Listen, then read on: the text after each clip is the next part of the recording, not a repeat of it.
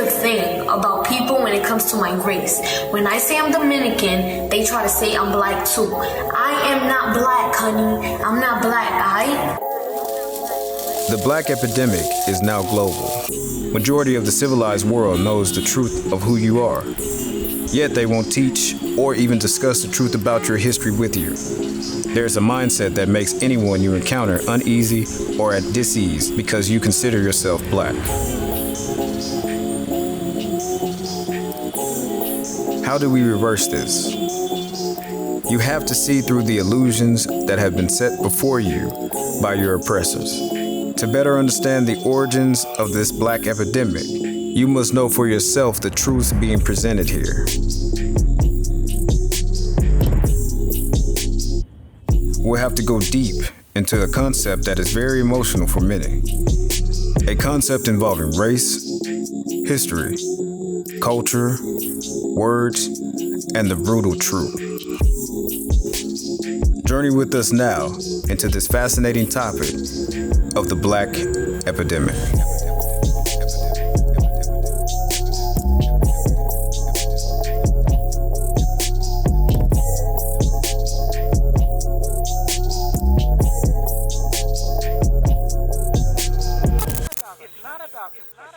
Black, it's not about complexion.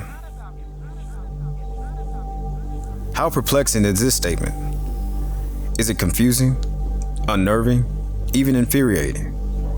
It doesn't make sense, does it? It makes perfect sense to those who are not wrapped up in the black epidemic. Let's do a simple experiment. This is black. Is your skin the exact hue as this box? Take a second and thoroughly examine it. Is your skin literally black? Once you wake up to the deeper impact of being black, you may find the designation to be downright disturbing. So now you in 6th grade learning about black, white, red, yellow in a colonial society. Your very vision doesn't even see this. So let me give you an example here. The example is this. Look at this. You see this? This is the color black. This. When I put my hand up against it, it don't match. Okay? It don't match. Take a look at me. And take a look at black. Okay? I'm just gonna talk about thinking. Gorilla does not eat the food of a lion, but the black race eat the food of a lion. True. So we can't eat Chinese food. Well, we can't eat Caucasian foods. We are not Caucasian. We are not Chinese. We are black. We are black. Well, I use the word black, and I use that too loosely because I don't like the word. What's a good word? I don't even know. White collars ourselves anything. The shadows. No, I am. You call me Negro, you call me nigger, you call me colored boy, you call me black, you call me African. I'm not an African. Because the continent was not named Africa until a white man named it Africa. So what are we?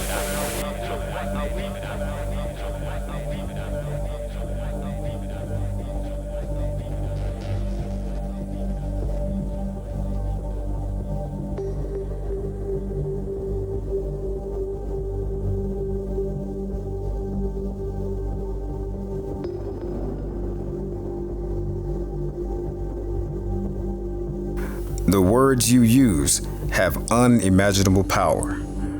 Attempting to put a positive spin on a negative word is pointless. The true underlying meaning and essence of the word still remains.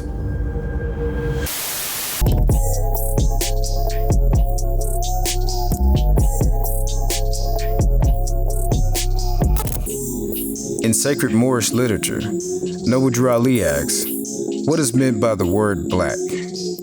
His answer, black according to science, means death.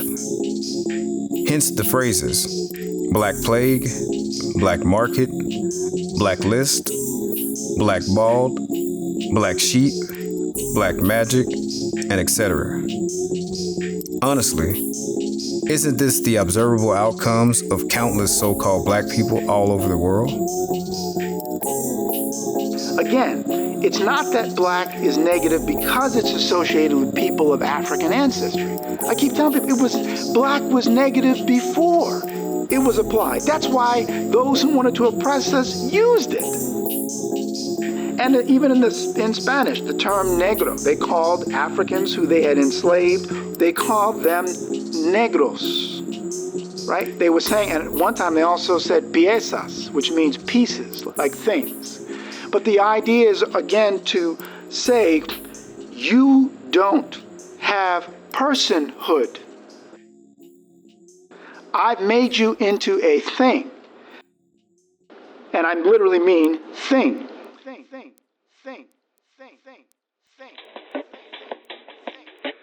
If you recall, the literary definition of black, take note that black is an adjective and not a noun. Adjectives describe the condition of a noun. Understand, whenever people refer to themselves as black, they are not identifying who they are. They are merely attaching themselves to a condition shrouded in death, misery, and other horrid synonyms. According to all true and divine records of the human race, there is no Negro, black, or colored race attached to the human family. Noble Drew Ali couldn't emphasize this enough to the Moorish Americans. He had a clear understanding that these terms hold an undesirable psychological and spiritual weight. Let's go even further beyond the literal and spiritual issues of so-called black skin. And something was bothering me about what I had read in my research, but I couldn't put my finger on it. And then when I realized, wait a minute, white people weren't there. Like that label, it did not exist in these early laws of the 1600s. See this? This is white. This towel is white. If white people look like this, they get dead. No human being can exist as a white person. That is colonial indoctrination. There is no white people in nature. Are so-called white people literally white? Is there some hidden meaning behind the term white? And if so, are so-called white people even aware of its effects? Steve Biko was a South African activist. Historians credit Steve Biko for popularizing the phrase, "Black is beautiful."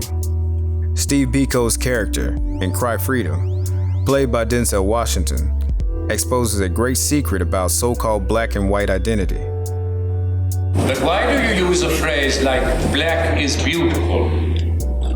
Because black is commonly associated with negatives. The black market, the black sheep of the family, anything which is supposed to be bad. Then why do you use the word? Why call yourselves black? I mean, you people are more brown than black. Why do you call yourselves white? You people are more pink than white.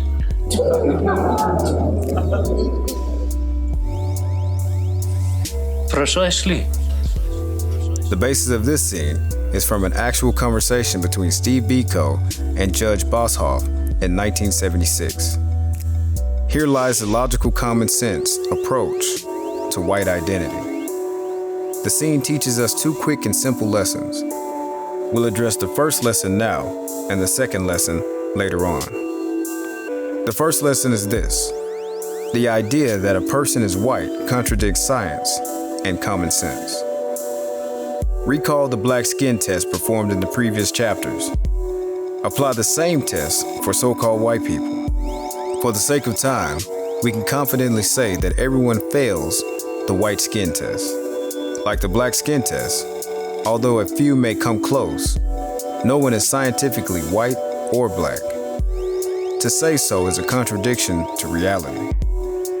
These contradictions stem from the same seed discussed in the previous chapter. This myth also grows in your mind as truth. The myth is this: a person is white because their skin is white. Indeed, this is a horrible myth, a myth we're going to completely elaborate on right now.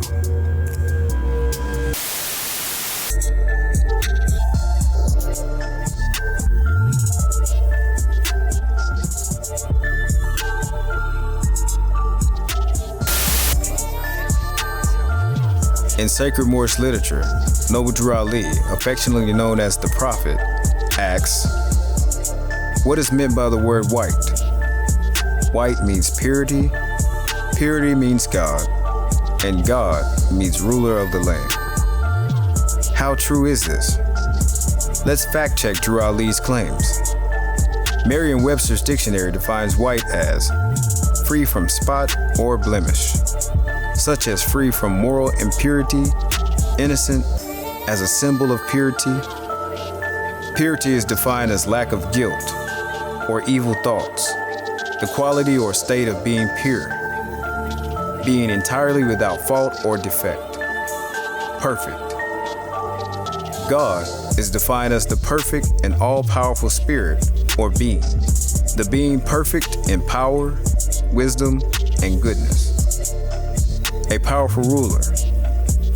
And for closure, ruler, as in the ruler of the land, is defined as a person having supreme power over a nation. What is Noble Drew Ali teaching us about white in relation to the skin complexion? Once again, the same myth, a person is white because their skin is white, is being exposed. More astonishing though, Noble Drew Ali reveals a divine and spiritual authority implied by the term white.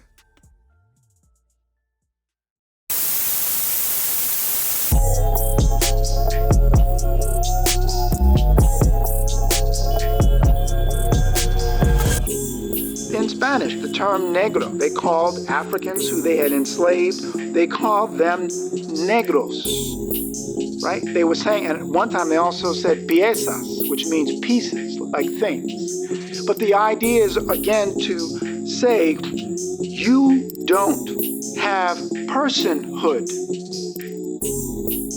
I've made you into a thing. And I literally mean thing. I made you into a thing. What does Dr. Pimienta Bay mean by making you into a thing?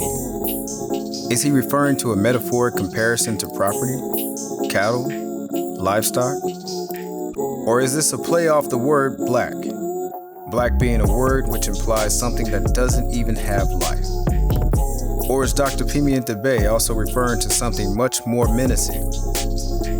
The answer is yes to all three. To expound on this, let's refer to history and a little-known quote from a prominent American figurehead. It is but justice to the fruitfulness of that period to mention two other important events, the Lutheran Reformation in 1517, and still earlier, the invention of Negroes, or of the present mode of using them in 1434. Inventions and Discoveries, April 6, 1858, by Abraham Lincoln, 16th President of the United States of America.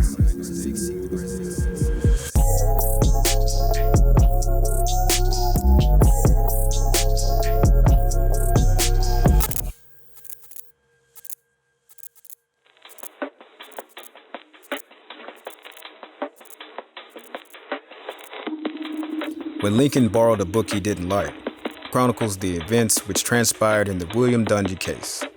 In January 1855, a small feud caught fire between Joseph Spencer and his brother-in-law, William Dungy. Spencer began spreading rumors that Dungy was a Negro. Slanders from Spencer included insults such as Dark Bill and a nigger married to a white woman. Accounts from the court case quotes Spencer went from house to house, gabbling. Yes, gabbling. That Dungy was a nigger. It is apparent Dungy had dark skin. This was worse than a personal insult, for Illinois' black law, as modified only 2 years earlier, had restricted the immigration into Illinois of any free black person. If Spencer's allegation went unchallenged, Dungy's very marriage was at risk, as well as his property and right to remain in Illinois. Dungy sought legal counsel for the matter and hired an attorney. The attorney's name, Abraham Lincoln.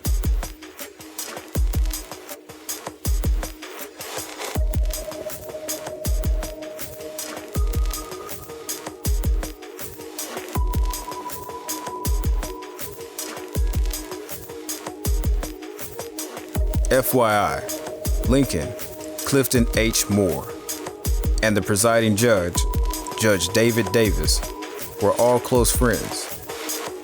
Moore and Lincoln were close colleagues and worked as lawyers for the Illinois Central Railroad. Moore and Judge Davis were real estate partners, which later made them extremely wealthy.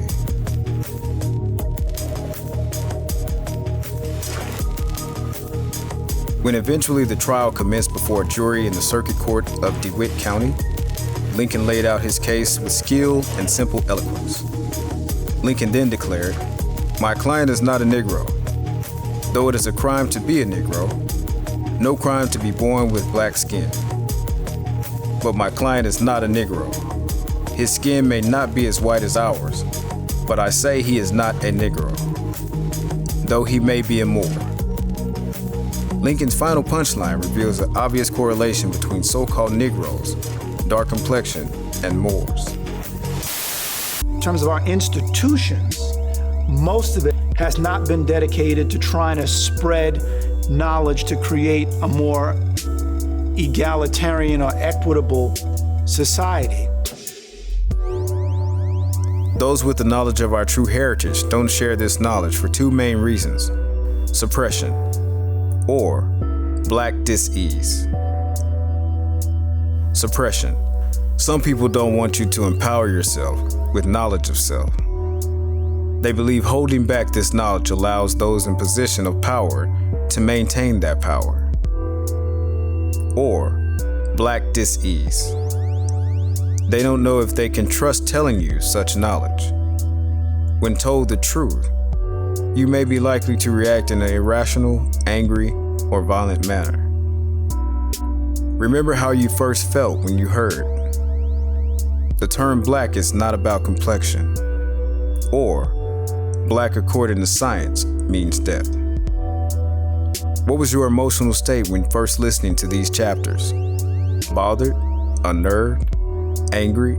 Furious? Imagine how your family would react to this knowledge.